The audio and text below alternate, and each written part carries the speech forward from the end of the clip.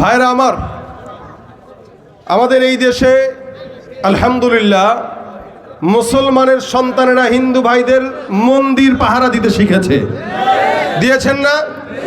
এই দেশ স্বাধীন, এই নতুনভাবে স্বাধীন হওয়ার পরে, এই 5 তারিখের পরে অসংখ্য জায়গায় আমার হিন্দু ভাইদের মন্দির আমাদের মুসলমানরা পাহারা দিয়েছে।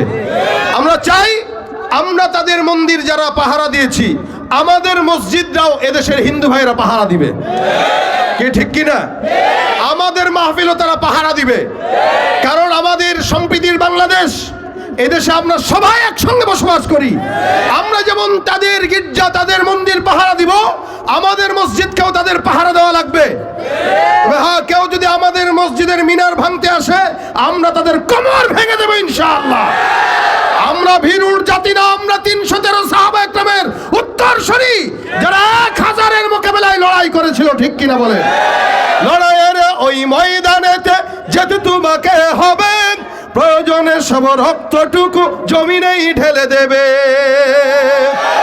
লড়াইয়ের ওই ময়দানেতে যেতে তোমাকে হবে, প্রয়োজনে সব রক্তটুকু জমিনেই ঢেলে দেবে। তবুও তোমায় লড়তেই হবে, মানিবে না পরাজয়। তবুও তোমায় লড়তেই হবে, মানিবে না পরাজয়। বিপ্লব মানে জীবন দেয়া বসে থাকা নয়, সে কোনো দিন আসবে না রে, করো যদি ভয়। আসবে বিজয় রক্ত আর জীবনের বিনিময়, আসবে বিজয় রক্ত আর জীবনের বিনিময়। বিপ্লব মানে জীবন দেয়া বসে থাকা নয়, সে কোনো দিন আসবে না রে, করো যদি ভয়। বিপ্লব মানে জীবন দেয়া বসে থাকা নয়, সে কোনো দিন আসবে না রে, করো যদি ভয়। ঠিক কিনা?